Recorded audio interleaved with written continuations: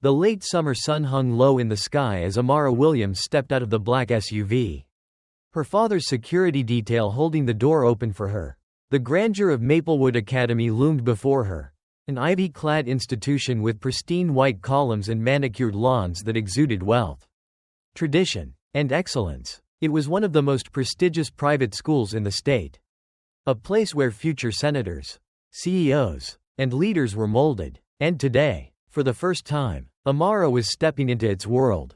She adjusted her uniform, crisp white blouse, navy skirt, and knee-high socks, trying to quell the nervous fluttering in her stomach. Her parents had reassured her that she would excel, that she belonged here just as much as any other student. But as she scanned the sea of faces, blonde ponytails, blue eyes, the occasional brown-haired student, she quickly noticed something else. She was the only black girl in sight. Her father, James Williams, the United States Attorney General, knelt beside her. "You've got this, sweetheart," he said gently, brushing her cheek. "Remember, you are brilliant, and you belong anywhere you choose to be." Amara nodded, gripping the straps of her backpack. She wanted to believe him. She wanted today to be like any other school day, filled with books, new friends, and opportunities. But the moment she walked into her fifth-grade classroom, something shifted. Rebecca Thornton, the teacher, stood at the front of the room, her neatly pressed blouse tucked into a pencil skirt, her blonde hair pulled into a severe bun. She glanced up from her attendance sheet, and her smile, which had been warm for the previous students, faltered when she saw Amara. Her lips pressed together in a tight line. "You must be Amara Williams," she said after a brief pause, her tone neutral but cool. "Yes, ma'am," Amara responded politely. Rebecca studied her for a moment longer than necessary, as if trying to size her up. Then she flicked her wrist towards the back of the classroom. "Take a seat." Amara hesitated, feeling the subtle weight of the teacher's gaze. But she made her way to an empty desk near the window. She ignored the curious stares from her classmates, focused on unpacking her books. Class began, and at first, things seemed normal. But then the lesson started, and Amara noticed something peculiar. Whenever she raised her hand, Rebecca ignored her. When she finally called on Amara, it was with a sigh, as if indulging her reluctantly. The moment Amara answered, Rebecca's response was clipped. "That's acceptable," she muttered after Amara correctly solved a math problem. The other students snickered. Amara's cheeks burned, but she kept her head high. She wouldn't let this woman intimidate her. But deep down, she felt it. Something wasn't right, and this was only the beginning. By the end of the first week, Amara had learned an unspoken truth about Maplewood Academy. Respect was not given freely to everyone. Some students, mostly those from old money or famous families, were treated like royalty. Others, like Amara, were expected to prove themselves over and over again. It wasn't just that Rebecca Thornton ignored her raised hand or responded coldly when Amara spoke. It was the small things, the subtle ways she was singled out. On Monday, Rebecca handed back their first writing assignment. Amara had spent hours crafting her essay about Maya Angelou, a writer she deeply admired. She had checked every sentence, ensured her arguments were clear. But when she saw her paper, a large red C was scrawled across the top. Her breath hitched. She skimmed through the feedback.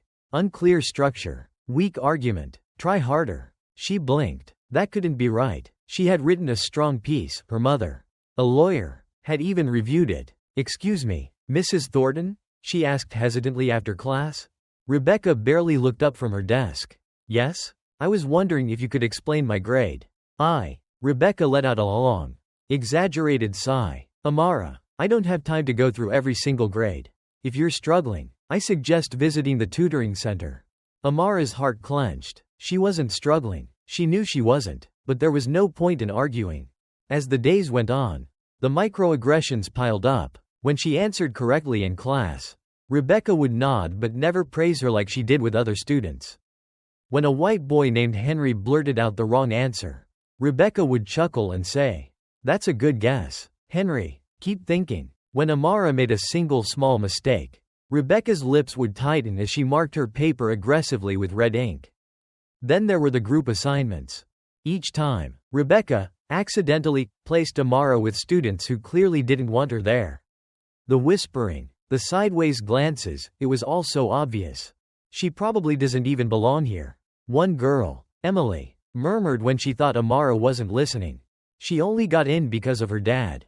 Another girl snickered. Amara clenched her fists under the desk, swallowing back the hurt. No, she refused to let them define her. But it wasn't fair. None of it was. And something inside her told her this wasn't going to stop. The final straw came on Friday. During reading comprehension class, Rebecca had assigned a passage for the students to read aloud, taking turns paragraph by paragraph. Amara had always been a strong reader. But when her turn came, Rebecca pursed her lips. Amara, she said, her voice sharp, read the passage from the top.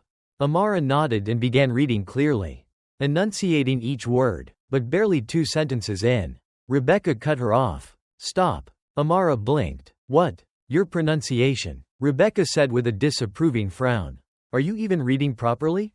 The class tittered. Amara's stomach twisted. I am, she said firmly. Rebecca sighed. You sound unpolished. Read it again. Slower this time. Amara's throat tightened, but she obeyed. No, Rebecca interrupted again. That's not right. More laughter. Rebecca folded her arms. Do they not teach proper elocution where you're from?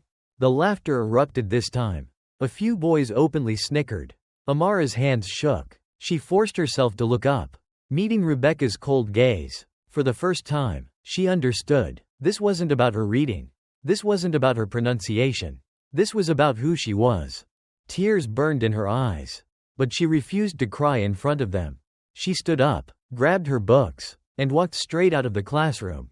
She didn't stop until she reached the bathroom. Locking herself inside, her heart pounded. Her breaths came in short, painful gasps. She had never felt so humiliated in her life. But one thing was clear. Rebecca Thornton had declared war. And Amara wasn't going to back down. Amara didn't go back to class that day. Instead, she sat in the principal's office, arms crossed. As her father arrived, James Williams was a powerful man. But today, he was not the Attorney General. He was a furious father. And Rebecca Thornton was about to learn that she had made the worst mistake of her life. The moment James Williams entered the principal's office, the atmosphere shifted. His presence alone commanded attention. Tall, composed, dressed in a sharp navy blue suit that fit his authoritative demeanor. His dark brown eyes, usually warm and full of wisdom, were now cold and calculating as he scanned the room. Amara sat stiffly in a chair, her fingers gripping the hem of her uniform skirt. Her mother, Olivia Williams, a formidable attorney, sat beside her, lips pressed into a thin line. They had arrived at the school within 30 minutes of Amara's tearful phone call. And now, the battle lines were drawn. Principal Wallace, an older man with graying hair and a round face, cleared his throat nervously as he looked between them. Across from them sat Rebecca Thornton, her face composed but tight with irritation, as if she had been inconvenienced by this meeting. James wasted no time. I want to know exactly why my daughter walked out of your classroom in tears today, he said, his voice even but laced with steel. Rebecca exhaled, folding her arms. Mr. Williams, I assure you, this is all a misunderstanding. Amara has been struggling with classroom participation, and I was merely encouraging her to improve her articulation skills. That's all. James leaned forward. Encouraging her? By publicly humiliating her in front of the class? Rebecca's lips tightened. I don't believe that's a fair assessment. As an educator, it is my job to ensure all students meet the highest standards. Olivia interrupted. Do all students receive this encouragement, or just my daughter? Rebecca opened her mouth but faltered. James's voice dropped, dangerously low. I want an explanation for the disproportionate grading, the constant dismissal of her contributions, and the way you singled her out today. Because I will not tolerate discrimination against my daughter. Principal Wallace cleared his throat again, clearly sensing the tension in the room. Now, let's not be hasty in making accusations. Mrs. Thornton is a respected member of our faculty, and Maplewood Academy prides itself on its inclusive environment. Olivia scoffed. Inclusive? My daughter has been systematically demeaned in this classroom since day one. That's not inclusion. That's racial bias. Rebecca shifted uncomfortably, but she kept her chin high. James raised a hand, silencing her. His gaze locked onto Principal Wallace. Let me make something very clear. If this is not addressed immediately, you will be hearing from my office. And not just as Amara's father, but as the United States Attorney General. Because I assure you, I will not let this go unanswered." A tense silence filled the office. Principal Wallace swallowed hard. "I understand your concerns, Mr. Williams. We will investigate the matter." "That's not enough," Olivia cut in. "I want Mrs. Thornton removed from teaching my daughter's class effective immediately." Rebecca's eyes widened. "You can't be serious." James stood. "I'm beyond serious." He turned toward the principal. "Make it happen." With that, he extended his hand to Amara, who took it, and together, the Williams family walked out of the office, leaving Rebecca Thornton sitting in stunned silence. But this was far from over. By Monday morning, news of the confrontation had spread like wildfire throughout the school. Students whispered in hushed tones, and parents exchanged texts and phone calls, trying to piece together what had happened. Some were outraged that a respected teacher like Rebecca Thornton was being accused of racism. Others, particularly the handful of black parents at Maplewood, were furious that it had taken this long for someone to call her out. Amara felt the weight of the stares as she walked through the hallway. Some students looked at her with curiosity, others with thinly veiled hostility. Emily, one of Rebecca's clear favorites, smirked as Amara passed. "Guess your daddy can buy you grades and a new teacher now," she sneered. Amara stopped, her heart pounding. She had never been one for confrontation, but something inside her snapped. "I don't need my dad to buy anything for me," she said, her voice steady. "But if you need yours to buy you a brain, let me know." Gasps erupted around them, and Emily's face turned beet red. Amara didn't wait for a response. She turned and walked away, her chin high. But the tension only escalated from there. Parents began emailing the school, demanding to know what was happening. Some sided with Rebecca, calling her a dedicated teacher unfairly targeted by political correctness. Others questioned the school's integrity, wondering how many other children had been subjected to the same treatment as Amara. By the afternoon, Maplewood Academy sent an email to all parents, stating that Rebecca Thornton was being placed on a temporary leave while the administration conducted a review. But the Williams family wasn't waiting for the school's decision. James had already begun legal proceedings. Olivia Williams had always been relentless when it came to justice. It was one of the reasons she had built such an impressive legal career. And now, she was turning her skills toward investigating Rebecca Thornton's past. Over the next few days, she poured through school records, spoke to other parents, and even reached out to former students. What she found was disturbing. Rebecca had a pattern. Several years ago, a young black boy named Malik had been at the top of his class in Rebecca's fifth-grade classroom. His parents recalled that he had loved school until suddenly, his grades started dropping under Rebecca's instruction. She had accused him of cheating, sent him to detention multiple times for attitude problems, and consistently marked him lower than his white classmates. Malik's parents had complained, but nothing had come of it. There were other stories too, black students being labeled as difficult, parents feeling unwelcome in school meetings, Rebecca consistently favoring white students. This wasn't an isolated incident. It was a pattern of systemic discrimination. And now, the Williams family had proof. Rebecca Thornton sat at her kitchen table, scrolling through her phone with mounting horror.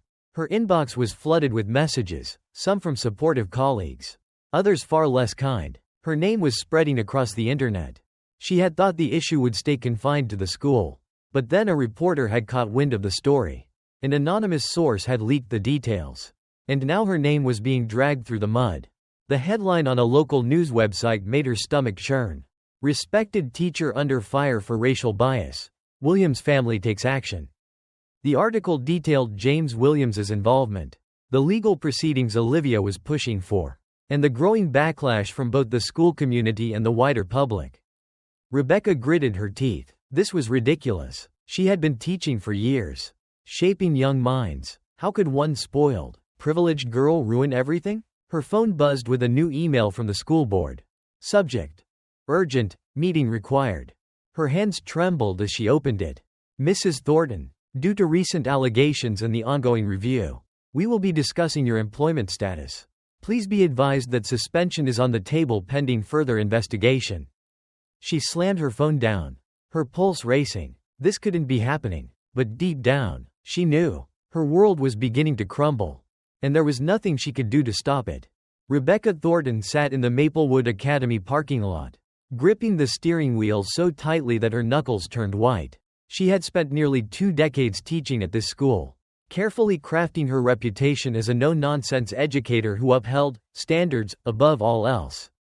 And now, because of one student, because of that girl, everything was slipping through her fingers. Her lawyer had advised her to remain quiet, to let the school handle the situation internally. But Rebecca couldn't ignore the rising tide of public outrage. The school's email had been clear. A meeting had been scheduled. And she was required to attend. But she already knew what this meant. They were preparing to sacrifice her to protect themselves. When she finally forced herself out of the car and walked into the administration building, she was met with cold stares. Colleagues who had once greeted her warmly now averted their eyes. The receptionist, who usually chatted about her weekend plans, barely acknowledged her presence as she gestured toward the conference room.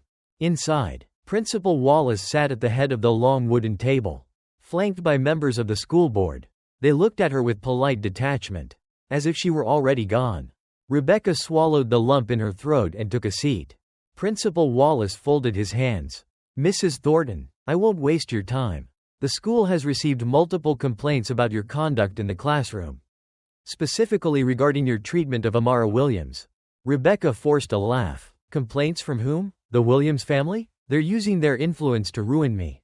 "It's not just them," another board member interrupted. "We have received reports from former students, parents, and even some of your colleagues."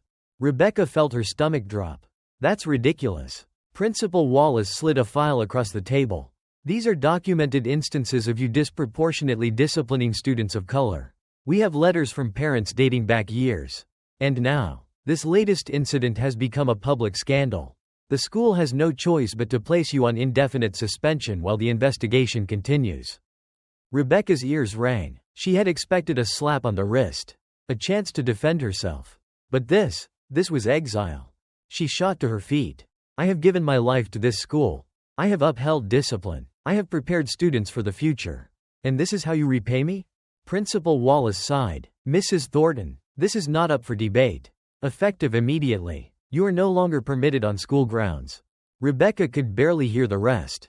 The words blurred together. Investigation. Review. Permanent termination pending outcome. She had lost. And outside, as she stepped back into the sunlight, the stares of parents in the parking lot told her one thing. She had already been condemned in the court of public opinion. As Rebecca Thornton's downfall continued, the Williams family remained at the center of an ever-growing media storm. Journalists camped outside their home, hoping to catch a statement. News segments debated the implications of racism in elite schools, with legal analysts discussing whether the Williams family's lawsuit could set a new precedent. Amara watched it all unfold from the living room, curled up on the couch as her parents fielded calls from reporters, attorneys, and civil rights activists. She had never wanted this level of attention.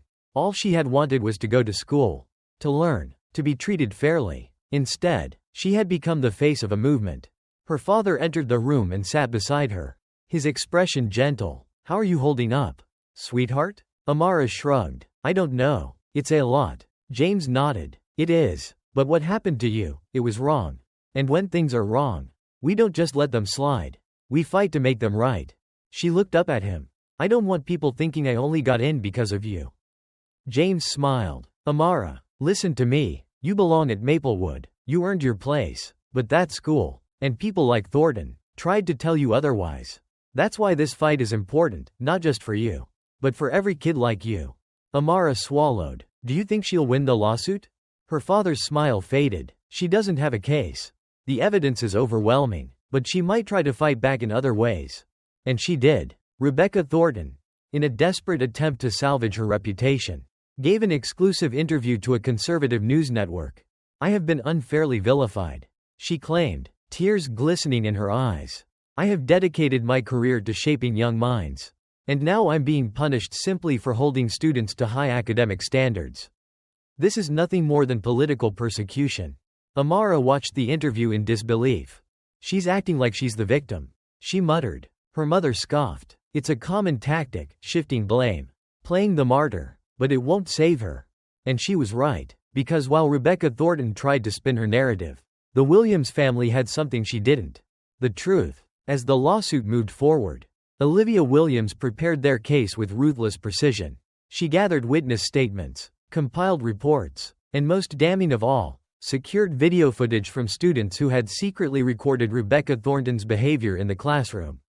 One video, taken the day Amara walked out, captured the moment perfectly. Rebecca's voice was sharp, condescending. "Do they not teach proper elocution where you're from?" The laughter, the humiliation, the smirk on Rebecca's face. When the footage leaked to the press, public opinion shifted decisively against Rebecca. The Maplewood administration, once hesitant to take decisive action, now scrambled to distance themselves from her. A final school board meeting was called, but this time, Rebecca Thornton wasn't invited. Instead, the school publicly announced that her contract had been permanently terminated. For Amara, it was a moment of vindication. But for Rebecca, it was the final nail in the coffin. Rebecca Thornton had always been respected in her social circles until now. With the lawsuit gaining traction, she found herself shunned. Former colleagues stopped returning her calls. Parents she had once spoken to at school functions now looked away when they saw her in public.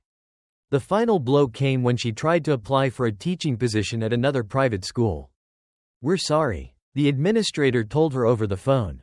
"Given recent events, we feel you would not be a good fit for our institution."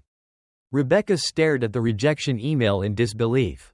She had lost her career, her reputation, her future, and for the first time, she felt the weight of what she had done, not just to Amara, but to every student she had dismissed, belittled, and treated as lesser. Her world was gone, and there was no one left to save her.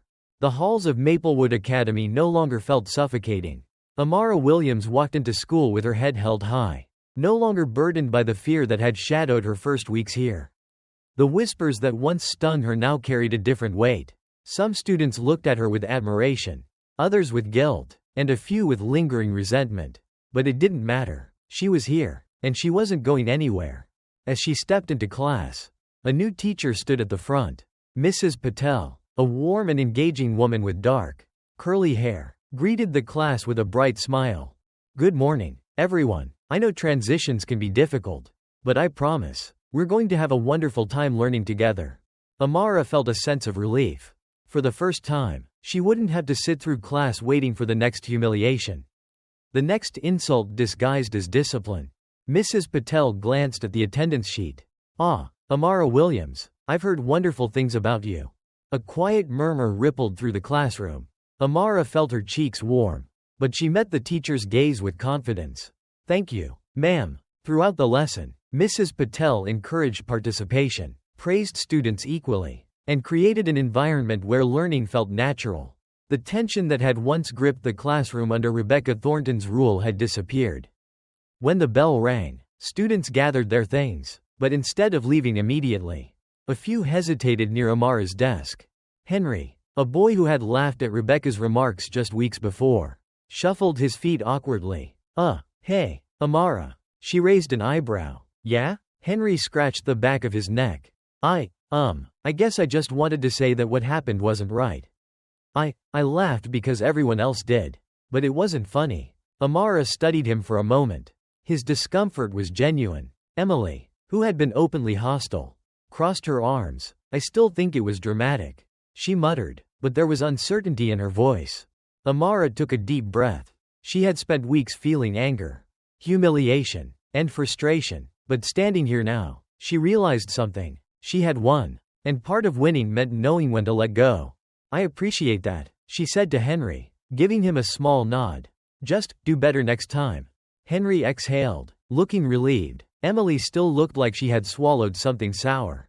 But Amara didn't need her approval. She had already taken back her power. And for the first time, she felt free. Rebecca Thornton sat in the dimly lit living room of her small apartment. A far cry from the elegant home she had once owned. She had been forced to sell the house to cover legal fees, downsizing to a cramped rental on the outskirts of town. Her social circle had evaporated, her once proud reputation now a stain she couldn't erase.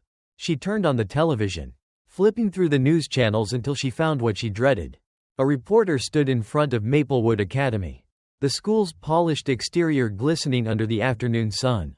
Following weeks of controversy, the case of racial discrimination at Maplewood Academy has reached its conclusion. Rebecca Thornton, the former teacher accused of unfair treatment toward her black students, has lost her position permanently. Meanwhile, the Williams family has announced plans to advocate for broader education reforms to prevent future incidents of discrimination in private institutions. Rebecca clenched her jaw, gripping the remote tightly. She had spent weeks convincing herself that this was all political, all blown out of proportion. But the truth was staring her in the face. She had destroyed herself. No one had framed her. No one had forced her to humiliate Amara in front of her peers. No one had dictated the grading biases, the condescension, the dismissals. It had all been her. Her phone buzzed, a single notification lighting up the screen.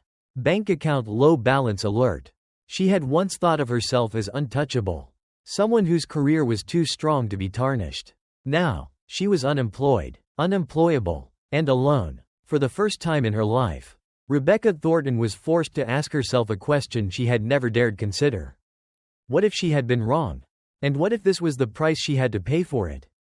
Weeks passed, and the media frenzy began to die down. But for Amara, the experience had changed her. No longer was she just a student at Maplewood Academy. She had become something bigger, a voice, a symbol of resistance against injustice. One afternoon, her father called her into his home office.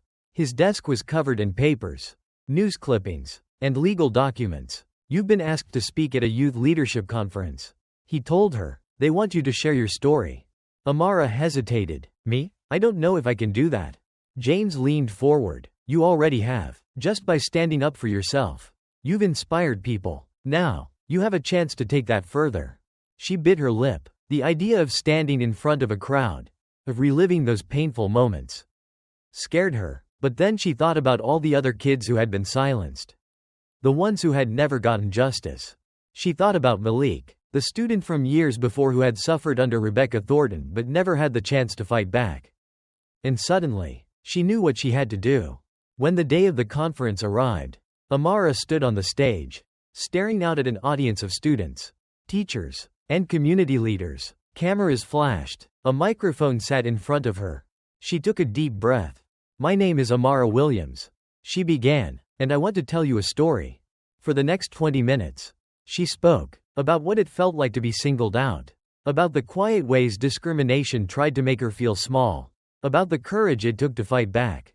And when she finished, the applause was thunderous. She had turned her pain into power. And she wasn't done yet. Rebecca Thornton didn't attend the conference, but she watched the speech from the solitude of her apartment, the glow of her laptop screen illuminating the lines of exhaustion on her face. She had never truly listened before, never truly heard the voices of the students she had dismissed, the pain she had inflicted with her words and actions. But now, she had no choice. Amara Williams was right, and that truth burned more than anything else. For days, she wrestled with her thoughts, with the weight of her failures. Then, in a moment of desperation, or maybe clarity, she picked up her phone and dialed a number she had once thought she would never use. When Olivia Williams answered, the silence was deafening. Rebecca swallowed, her throat dry. I don't expect forgiveness, but I want to make things right. If there's any way I can." She couldn't finish the sentence.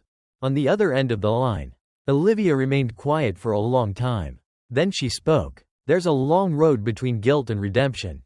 Mrs. Thornton, if you truly want to change, you'll have to walk it yourself."